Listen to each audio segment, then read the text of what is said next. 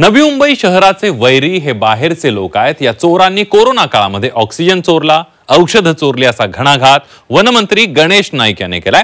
नाईकांनी कुणाचं नाव घेतलं नसलं तरी त्यांचा रोख नेमका कुणाकडे होता असा प्रश्न विचारला जातोय।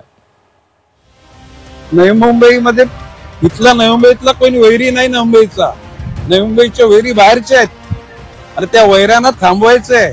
एकनाथजी शिंदेच्या कालखंडामध्ये एकनाथजी शिंदेची इच्छा नसताना सुद्धा काही गोष्टी चुकीच्या घडल्या आणि मी त्यांना पण बोललेलो आहे की त्यांची हतबलता नव्हती, परंतु काही गोष्टी त्या कालखंडामध्ये सहन कराव्या लागतात।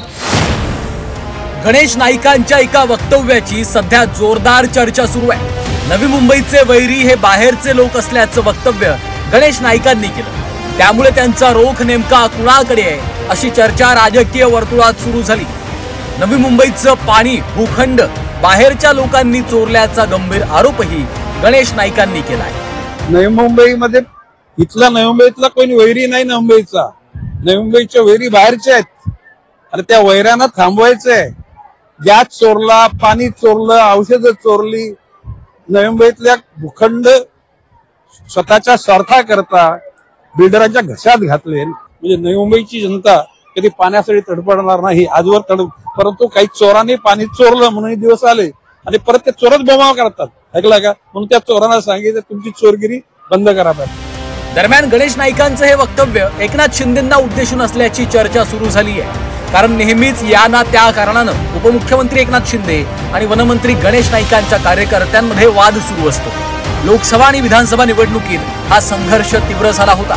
एपीएमसी मधील व्यापाऱ्यांना मिळालेला भूखंड सिडकोनं अचानक रद्द केला। या भूखंडावर भाजपच्या पदाधिकाऱ्यांचं वर्चस्व होतं। त्यानंतर भाजप कार्यकर्त्यांनी उल्वे इथं एका बिल्डरला मिळालेल्या भूखंडात आडकाठी आणली। महापालिका निवडणुकीच्या तोंडावर भाजप शिंदे पक्षातला वाद उफाळून येऊ लागल्यानं दोन्ही पक्षातल्या कार्यकर्त्यांची चलबिचल वाढली। शिंदेंनी वनविभागाच्या अधिकाऱ्यांना भर बैठकीत खडसावल्यानं वाद झाला होता आणि गणेश नाईकांनी ठाण्यात जनता दरबार घेतल्यामुळेही वाद निर्माण झाला होता। महायुती सरकारमध्ये एकनाथ शिंदे उपमुख्यमंत्री झाले आणि गणेश नाईक वनमंत्री झाले। त्यानंतर दोघांमधला सुप्त संघर्ष तीव्र होताना दिसतोय। एका कार्यक्रमात तर मुख्यमंत्री देवेंद्र फडणवीसांच्या समोरच गणेश नाईकांनी शिंदेंच्या कार्यकाळातील कारभारावरून सवाल उपस्थित केले होते। माननीय एकनाथजी शिंदेच्या कालखंडामध्ये एकनाथजी शिंदेची इच्छा नसताना सुद्धा काही गोष्टी चुकीच्या घडल्या आणि मी त्यांना पण बोललेलो आहे की त्यांची हतबलता नव्हती, परंतु काही गोष्टी त्या कालखंडामध्ये सहन कराव्या लागतात किंवा नजरेला चांगल्या दिसत नसताना त्या गोष्टी लेट गो कराव्या लागतात, परंतु ती परिस्थिती बदललेली आहे।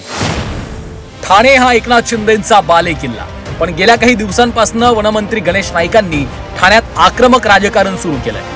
त्यामुळे येत्या काळातही नाईक विरुद्ध शिंदे हा सुप्त संघर्ष उफाळून येण्याची शक्यता आहे। स्वाती नाईक, झी 24 तास, नवी मुंबई।